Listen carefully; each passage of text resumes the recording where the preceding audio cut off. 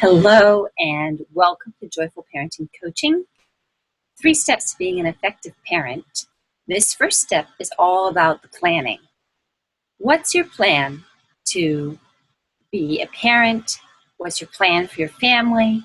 What's your plan for getting your kids to adulthood as contributing members of society? Not hopefully as kids in adult bodies, but kids who are becoming adults, ready to take on adult responsibilities. So the first of my 3 parenting legs, so to speak, of the tripod of what you can depend on in order to be an effective parent is clarity.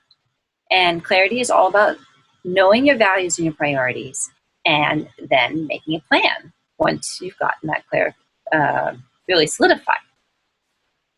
So for this workshop, you're going to need a pencil and a paper, and you need to be near the computer because we're going to stop and we're going to start, because there are going to be times when I want you to reflect and write stuff down without the recording going forward.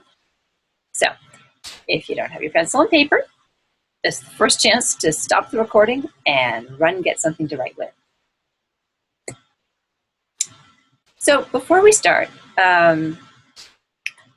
if you're doing this with your parenting partner, or maybe you've sat down with a friend to watch it just for the fun of it, confidentiality says you can talk about the experience of it, you can talk about the kinds of activities that we worked on, but if you share something with somebody, you want to know that they aren't going to share it to the whole world. And if they share something with you about their childhood or their parenting, they're going to want to know that you're not going to share it with the whole world. So I hope that this is material that you will discuss with your parenting partner. Ideally, you guys would be doing this at the same time, or at least you would be doing it within a short period of time span so that you could consult with each other. But you want to feel really safe with that information, so don't go outside the partner to talk about these things. Respect.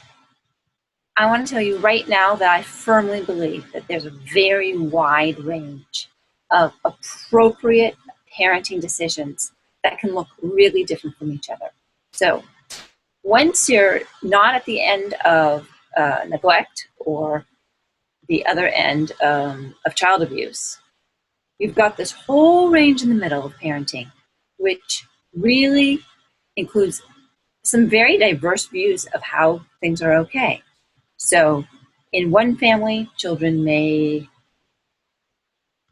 be asked to eat all the food which is on their plate, and in another family, children may get to choose to not to eat and may be allowed to not go or attend to a meal at all. And that would look pretty different in those 2 different families.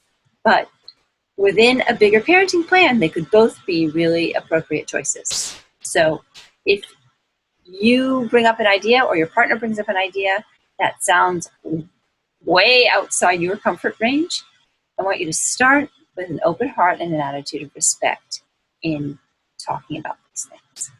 Okay. So we're going to start. The first activity is to write down a happy childhood memory. And I want you to write it down as if you were the child experiencing it, because I want it to come up inside of you and for you to relive it as vividly as possible. So write it down. Try to include the 5 senses. Try to include, what did it smell like, look like, sound like, feel like? Imagine, for example, that you're writing it from the point of view of this child. Now, that's a very young child in that picture, but if she were even 2 or 3 years older, she would definitely have a memory of such a beautiful, sparkling fall day. You can tell she's got her coat and her hat on, so you can tell the air is probably crisp. She's got her mom's full attention. She's physically the top of the world, right?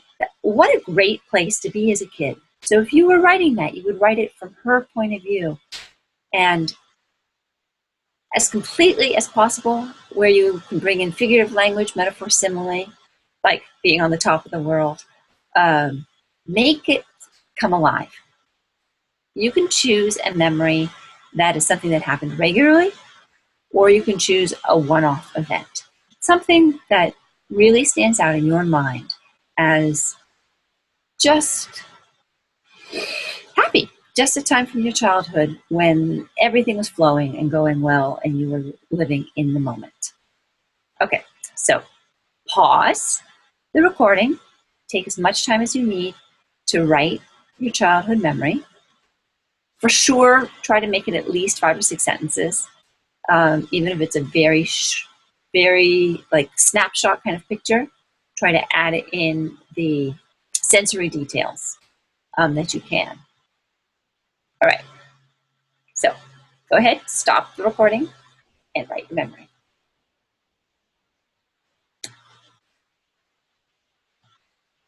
Okay, now that you've written your memory, you're going to reflect on it. I want you to reread it. You can even read it out loud, even to yourself. I know that might feel silly, but there's something about reading something aloud that really makes us commit to it and to enter into it fully.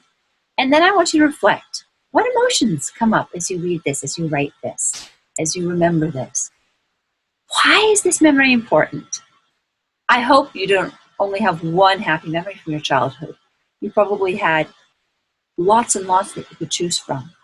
But you chose this one. Why did you choose this one? Why was that important? And then what values are present in it as you read it, as you reflect on it?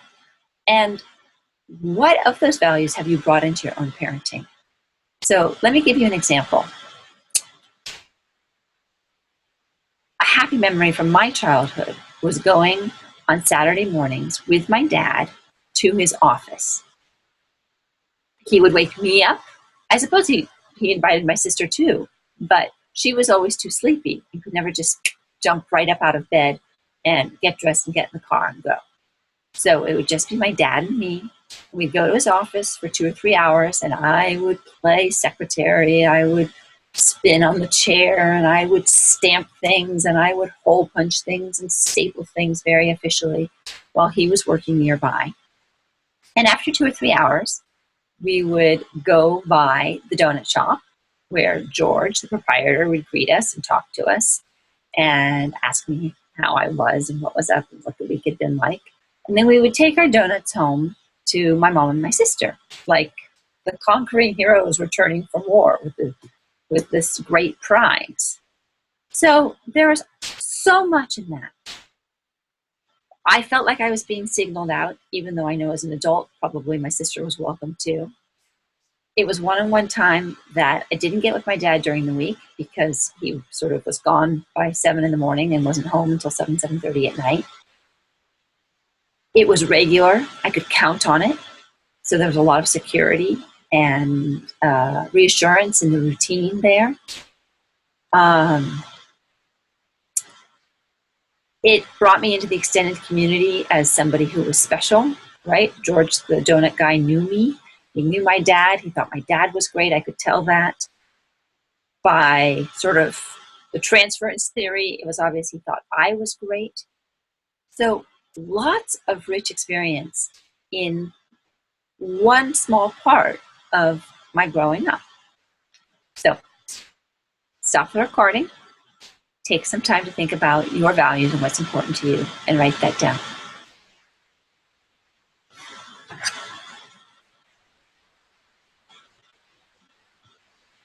Okay, for this next exercise, we're going to stay in the past and mine from our childhoods. Most of us, unless for some reason we've had a ton of other experience with children or have had some kind of training program, are going to parent either by copying our parents and what they did or reacting against what they did and going another direction. But one way or the other, we have internalized the rules and lessons and attitudes of our childhood. And oftentimes these were written rules or expressed rules in the house. Sometimes they were proverbs or adages that were used a lot in the family. And sometimes they weren't stated, they were implicit. You just knew that this is the rule for this house. Mom and dad might not have ever said it, but it was really clear. I listed some examples here, just kind of random ones. Money doesn't grow on trees. Respect your parents. Spare the rod, spoil the child. Eat what's served and no complaints. Work will save you. These are all attitudes which, if you adopt them, become a filter through which you view what is correct in the world, what is the way to live your life, or what is not, right? If you're rebelling against it, it can be, okay, that is not true. I don't want to live that way. So let's just look at money doesn't grow on trees.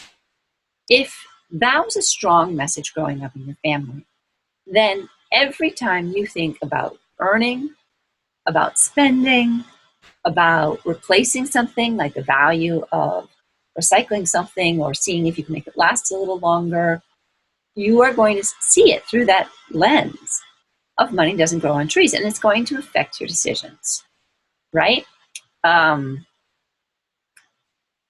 Maybe the couch is getting lumpy, and maybe the upholstery is stained or is ripped, and you are thinking, okay, what should I do about this couch? And immediately that lens of money doesn't grow on trees is going to inform something about the value of taking good care of things in the first place, the value of buying good quality so that things last. Maybe you're going to find a workaround. Maybe you want a new slipcover, but you don't have to have a whole new couch. And that will save you some money. But chances are that that rule is going to affect which way you look in terms of your possible solutions. I want to be really, really clear here. I am not making a judgment. I am not saying that, for example, money doesn't grow on trees is a great rule to live by, or is a detrimental rule to live by. The fact of the matter is that probably anything which is taken to too much of an extreme or at one end or the other isn't super useful for us. In my family growing up, for example, there was a very strong expectation. I don't think it was ever written as a rule. It might not even have been said as a rule, but there was certainly a very strong expectation that you think of others before you think of yourself. Now, what qualities did I get growing up with an expectation that I would think of others before myself? You can make a guess, right? I was generally considered to be very kind, very considerate, generally pretty easygoing, because if people said, what would you like to do? I'd always say, oh no, what would you like to do? Or if someone said, oh, I want Chinese, I'd go, all right, then let's go to Chinese, right? I was thinking of them and their pleasure before I was thinking of mine. How is this useful? Useful in that I was generally a kind and considerate person, which meant that I got along well with people. I am a great person to have on your team if you are right. I was a school counselor, a school teacher, a camp counselor, right? And if I'm really looking out for the needs of the others, I'm very hireable, right? How might that not be the best rule to grow up with, right? I want to kind of look and reflect what isn't great either. It might not be the best rule because I am not very good at self-care, right? If I'm busy thinking of everybody else first, then I'm not putting on my own oxygen mask, that analogy in the plane, right? Put on your own oxygen mask before you help other passengers with theirs. And, as parents, we can do this a lot. We can give, look around, try to be making everybody else happy. We can fail to take care of ourselves. So, not a very useful rule when taken to the extreme, this idea of think of others before you think of yourself. Okay, so these are the kinds of rules and expectations and attitudes that we gained. I want you to stop the recording. Think of as many as you can. Here's a tip. If you get stuck, you could try Googling proverbs and adages. because looking at others, even from other cultures, might spark something in you. Go, oh my gosh, oh, that was totally true. Like, oh yeah, my dad used to always say that. Something like that. So if you get stuck, and if you really get stuck and you want to really stop the recording and come back to it later, it can also be fun to ask your own parents or to ask your siblings. What did they think were the rules in the house growing up, or the expectations? Or you can ask parents, what was really important for you that your kids grow up to exemplify or to adopt as attitudes or ways of being in the world. Okay, stop the recording. Come up with as long list as possible.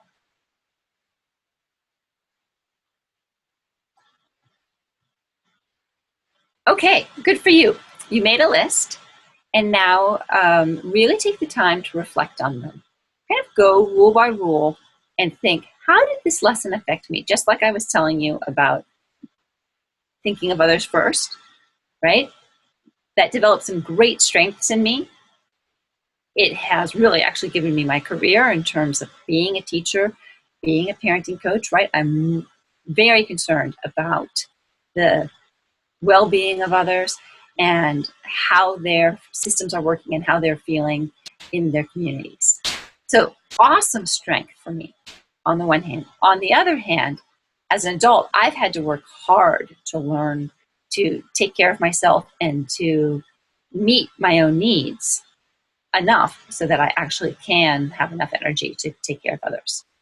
So look at this. How have the lessons affected you? How much have you adopted them as your own? How much have you rebelled against them? And then, especially if your children are a little bit older, think, how much have you brought these lessons into your own home? And are they the ones that you wanted to bring? Right? Maybe you have an attitude that you got from your parents and you feel ambivalent about it and you're not sure that is what you want to bring to your children. Maybe you need to tweak it, right? So for my daughter, I didn't want her to grow up without any self-care skills and without a voice, without, being able to say what it was that she wanted to.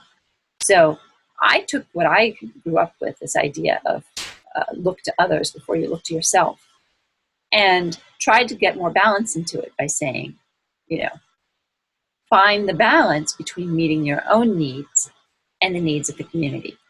So I've tried to raise her with a recognition that sometimes she's going to let go of her own needs in order to meet the needs of the community and for the good of the community.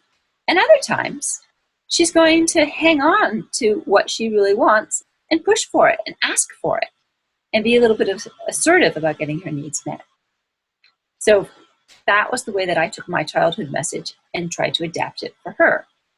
And it's funny because on the one hand, I'm so proud of her because she really has that message.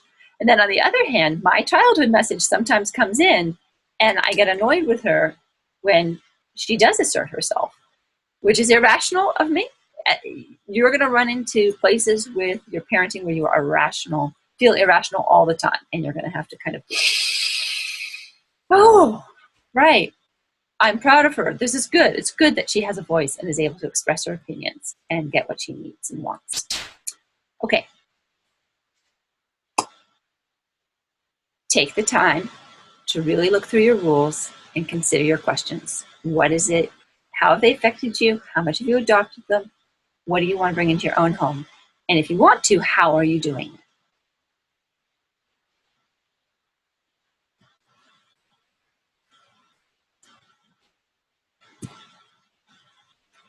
Okay, so the first two exercises that we did today looked back. They looked at our own childhood and our own histories and what we were bringing into our parenting.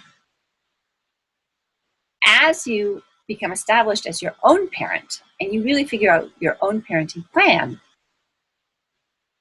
you're the one who's going to be influencing a child. So I want you to look ahead now.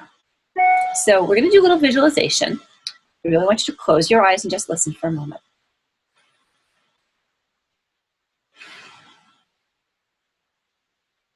Okay. Fast forward however many years it is, and imagine that your child is 20, 21, and has come home from college for a summer internship. And at the beginning of the summer, you picked your child up and maybe for lunch or something. And at that opportunity, you got to meet the boss. Hello, nice to meet you. How do you do? It's now the end of the summer. 2 months later, you are walking down Main Street and you happen to run into your child's boss.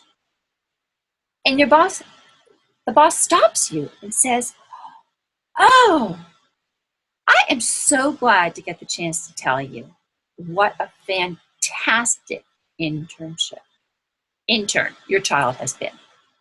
We've had interns every summer, but your kid really stands out as being one of the finest interns we have ever had." And the boss proceeds to tell you all these wonderful things about your child. And I want you to just breathe that in. And allow yourself to feel the satisfaction, knowing that this was your plan. This was what you've been working on all these years, the adult that you've been creating. And you can give yourself a little pat on the back for all the hard work you've done. But also, maybe you're just a little bit self-satisfied. You're not surprised to hear all this stuff about your kid because you have been training your kid to be this way. And you would expect nothing less of your kid. Okay, now open your eyes and write down that conversation that you imagined. Write down, what did that boss say? Your kid is so fantastic, let me tell you. Take as much time as you need. Stop the recording so that you're not worried about going on.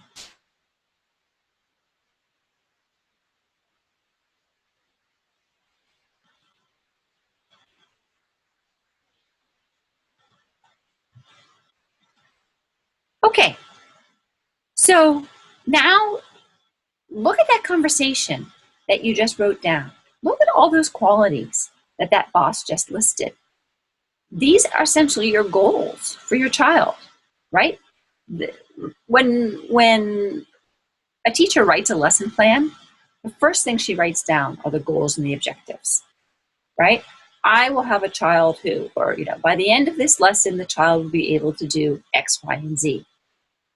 So that's what we're doing here. We're writing a long-term lesson plan for your raising your child, right? By the time she is 21 or by the time she is 20, my child will. What will she be? How will she behave? I listed these, and then it was funny because it was only as I sit here and I reread them, I realize that I've described my own child, who is now 19 and did do an intern this summer.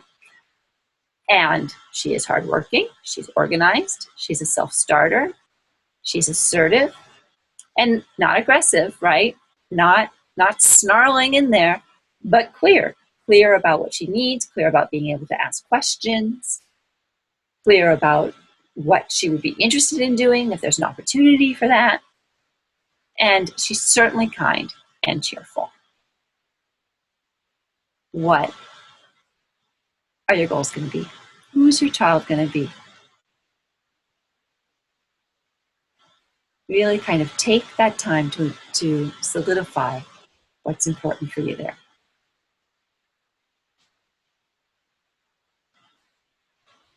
Oh, while we're on this, I want to be very, very clear.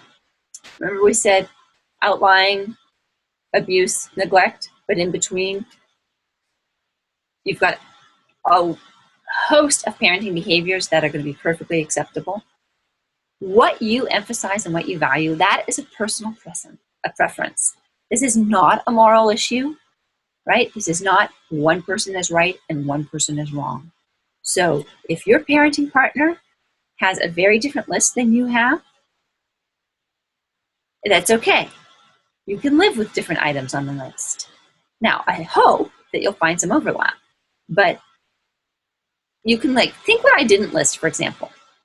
And it's not that I don't value these things. It's that I think that in a work internship of the type that I was imagining about the type my daughter had, other qualities that I might also value and hope for her, like being creative, outside the box thinker, being spontaneous, able to go with the flow, right? Those are other values or qualities that I might want her to develop or want for her.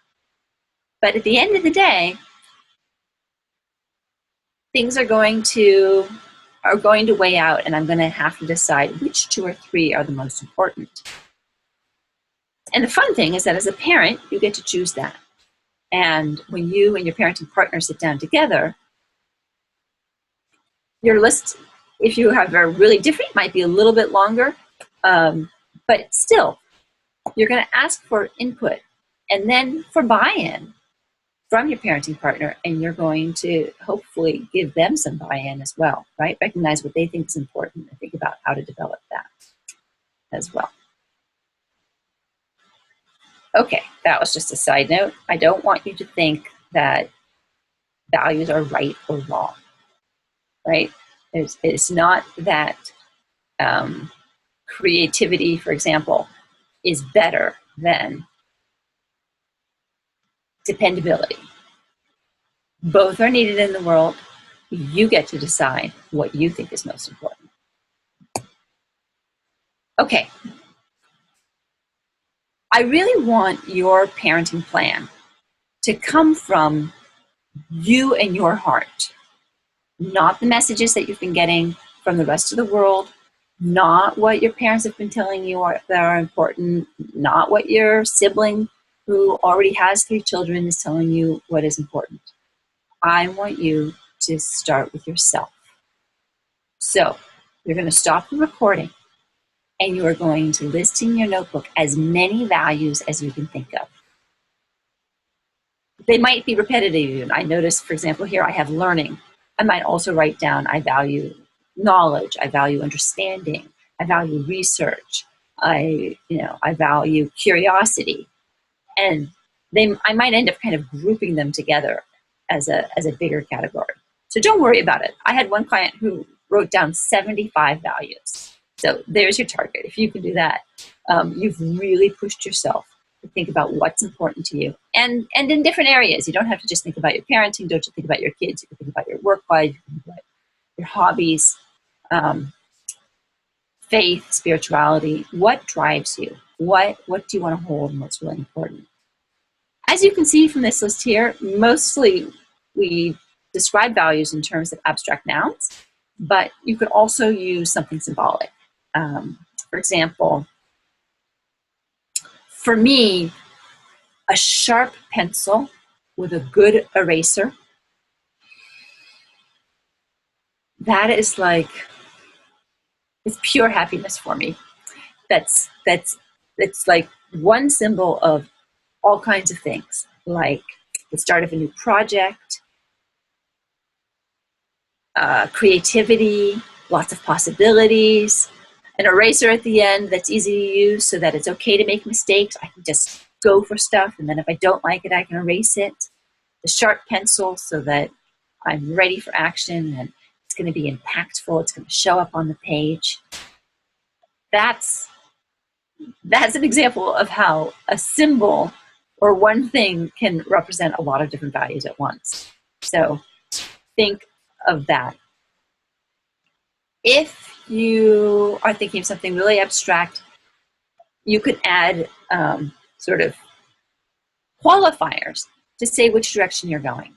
So for example, let's say that freedom is a value of yours. If you just write down freedom, and let's say your parenting partner looks at that and goes, freedom, and like, well, what does freedom mean to you?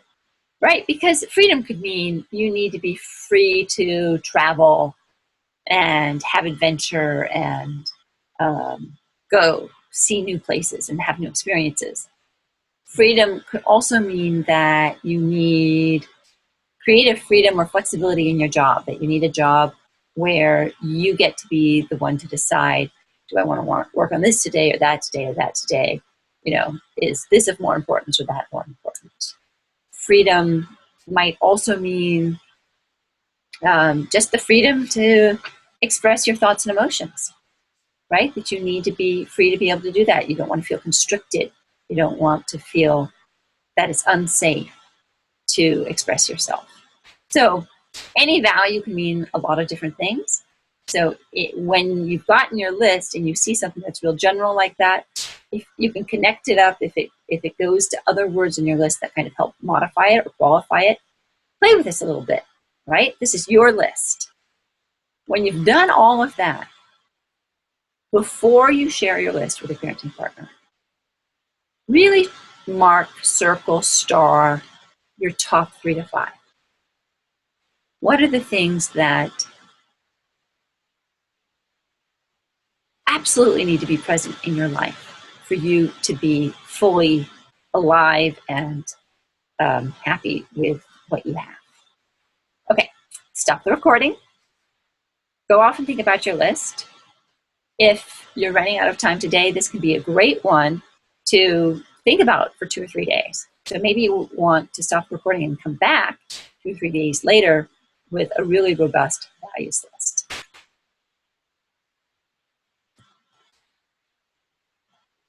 Okay, so you circled your top 2 or 3, 2, 3, 4, 5 values. And with any luck at all, your parenting partner has some alignment there. That's a great place to start to think about your parenting plan. I just want to give you one example of how, once you've decided on a value, and it's a value that isn't just for yourself, but you really want to develop in your children, how does that look going through different developmental stages? So here's one example. I chose the value of independence, and that is a value of mine. My motto is, don't do for a child what the child can do for himself. I really believe that basically we all want to be in control and we all want to have power, and that one of the ways that we can have control and power is to take responsibility for things. Take responsibilities for our own self-care, our own bodies, our own environments. So I'm just going to take making the bed. What would making the bed look like for a 1-year-old versus a teenager? So a 1-year-old is probably still in a crib and isn't probably helping very much. But you are going to start training this 1-year-old about what it means to make a bed by narrating as you need in their crib, right? Oh, here's your blanket. We're going to fold your blanket. Look, we've got the corners to match. We're going to smooth it out. Here it goes. Here's your book, or here's your whatever. Once your child makes a transference to his or her own bed, maybe one of those little toddler beds, it's easy to set them up for success. Bottom sheet, a quilt that they can pull up, and a pillow. Totally manageable, right? To begin with, you'll introduce it to them. You'll model it for them. You'll tell them what you're doing. Look, here, we're going to shake the quilt, pull it up, smooth it out. Here's the pillow. But very quickly, a 2-year-old's going to be able to do that his or herself. And you might be helping with the details of like, oh, pull it a little bit further. Can you get it a little bit smoother? But basically, a 2-year-old can totally handle that as a task. For your preschooler, you might add in, even if they're still in the toddler bed, even if they're still just doing their quilt and their pillow, maybe your bed has a top sheet, something that needs to be tucked in, multiple layers maybe that need to be smoothed out first. Whatever it is, have them come in, have them help. You can make it fun, right? It doesn't have to be, this is a chore, I want you to learn this right now. It can be a game. It can be, help mommy, can you pull it tight? Can you pull it tight as a tightrope? If I lift the mattress, can you tuck it in? Yay. 3 and 4-year-olds love to help with things. They love to be capable and competent. And they get a chance to do that by having you train them and show them how to do things in the house. Your school-age kids can certainly know what's the laundry schedule. Like, it's Saturday, sheets are getting washed sheets are getting changed. And then instead of making the bed, they can certainly strip the bed and make sure that the sheets and things get into the wash room or the wash basket, whatever needs to happen. And by the time they're teenagers, there's no reason whatsoever why they can't be responsible for the whole process, for stripping the bed, washing the sheets, getting it back on, and getting it made on a daily basis. In fact, by the time you are 13, 14, 15, there's really no task that a teenager cannot be trained to do. If you think about teens in different countries, by 13, 14, they definitely have adult responsibilities, and they have been trained with the skills that they need. So the cooking, the cleaning, the organizing, there's no reason in the world a 14-year-old, for example, couldn't learn how to use Quicken or QuickBooks and help keep the family budget organized, right? Take the receipts for the week and to input them. No reason in the world why they couldn't be making a shopping list and checking to see what's on the shelves, what's in the refrigerator, what needs to be replaced. No reason in the world why they can't be using knives and stoves and ovens to cook for the family. So just an example. And again, this is not a value judgment. I am not telling you you have to have independence as a value. I'm just saying that as a value, there are ways for me to train my child to assure that she is going to gain the quality that I want her to have. Now, I think you might appreciate knowing I am married for the second time, and I am convinced that one of the reasons my second husband came into my life was to teach me that there's a wide range of ways of doing things. And he's Indian, grew up in India, where there's much less emphasis on independence and much more emphasis on dependence or interdependence or cooperation, right? So in his household, like he says, he didn't make lunch in his household once. And yet it didn't keep him from learning how to make his lunch when he went away to graduate school and came to the States and needed to know how to feed himself and clothe himself.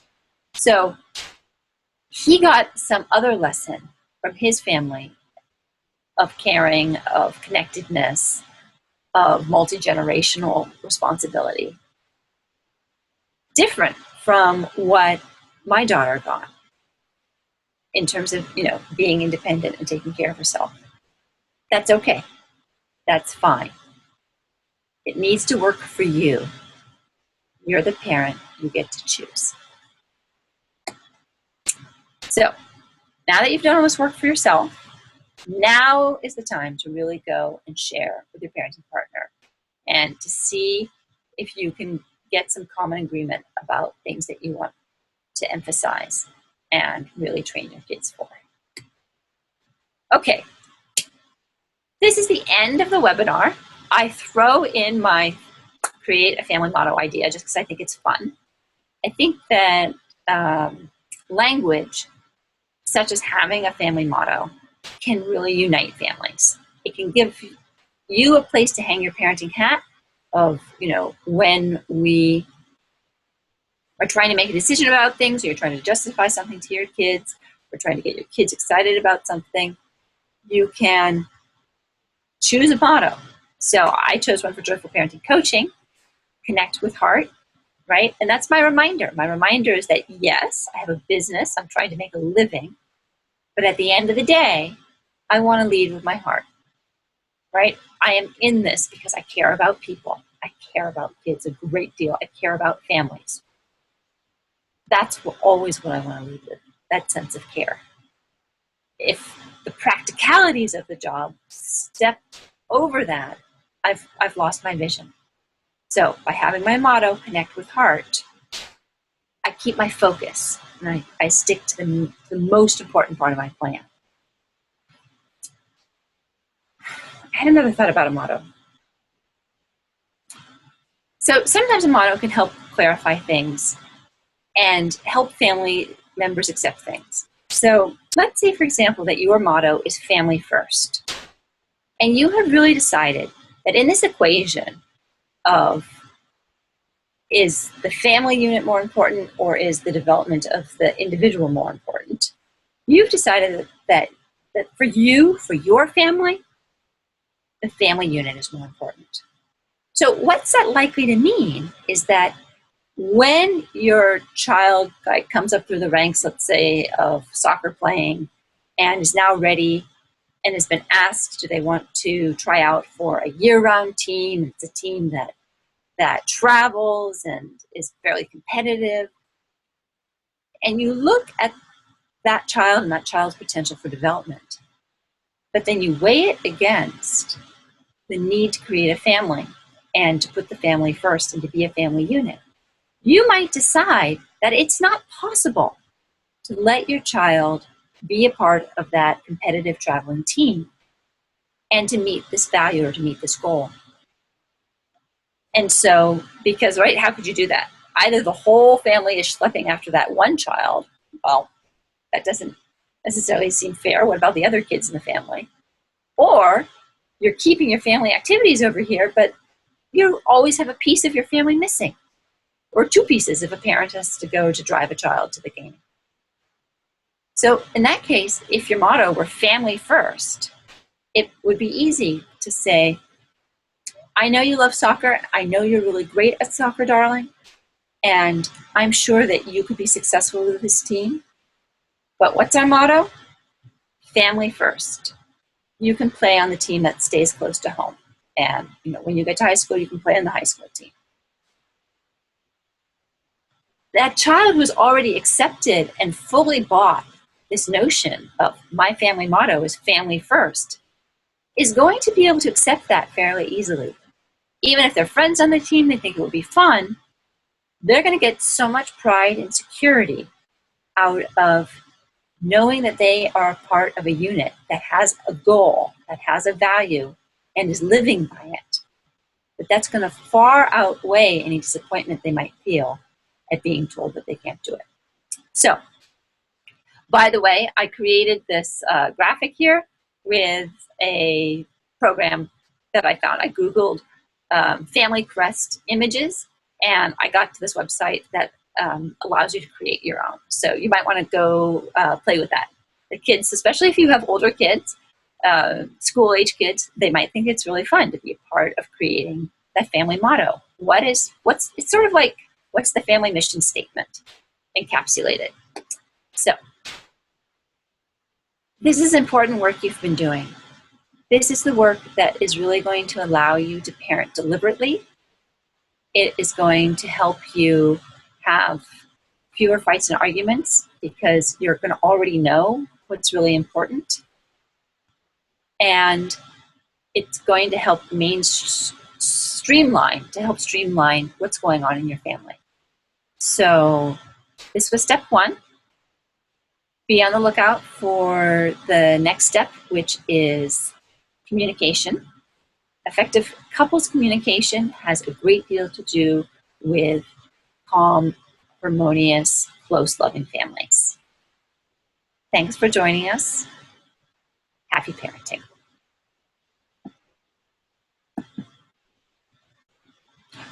Oh, one last thing. This is your bonus page.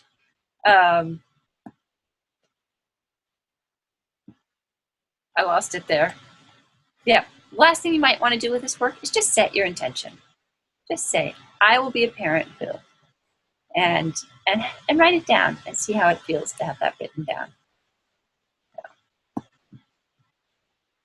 That's it for us today.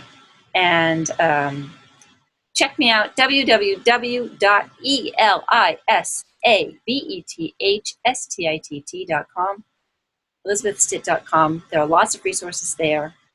I would be more than happy to have a 20-minute free consult with you about your family plan and how to take your values and priorities and to make them visible in your household.